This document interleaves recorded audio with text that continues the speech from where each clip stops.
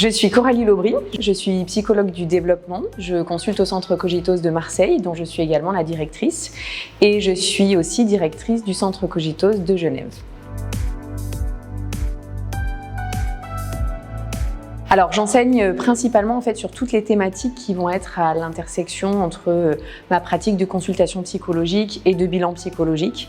Donc les formations que je propose vont être autour de thèmes comme l'enfant et l'adolescent au potentiel, les outils du bilan psychologique, le WISC-5, le test Z, tous les outils qui permettent aussi d'être dans l'accompagnement thérapeutique. Et puis également, je vais proposer des formations autour de la motivation, de la réussite scolaire d'une façon générale avec cette thématique des enfants avec des troubles des apprentissages qui est également importante.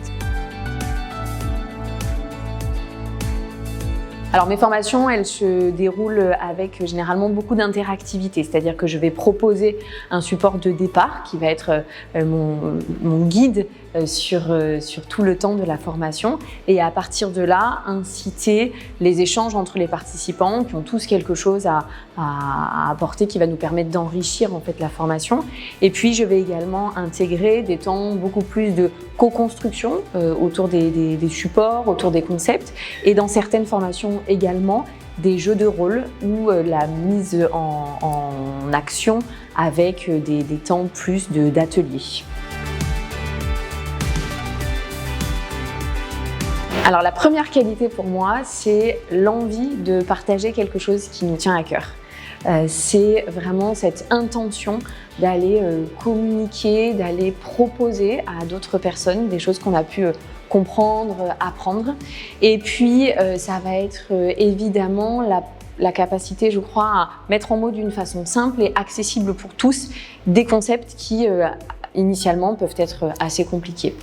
Et il y a aussi la dimension bien entendu du groupe parce que quand on anime une formation, on est face à un groupe et je crois que c'est important d'avoir cette capacité de capter ce dont le groupe a besoin et de pouvoir accompagner le groupe tout au long de la formation.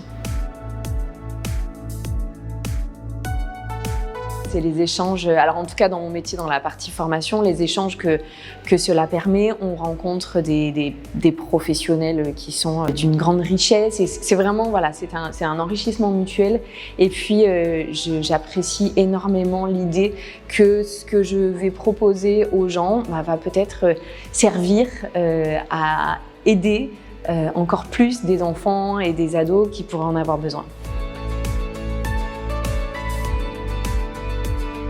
Mon conseil, ce serait d'aller proposer dans des formations vraiment des choses qui nous tiennent à cœur et qui ont du sens pour nous.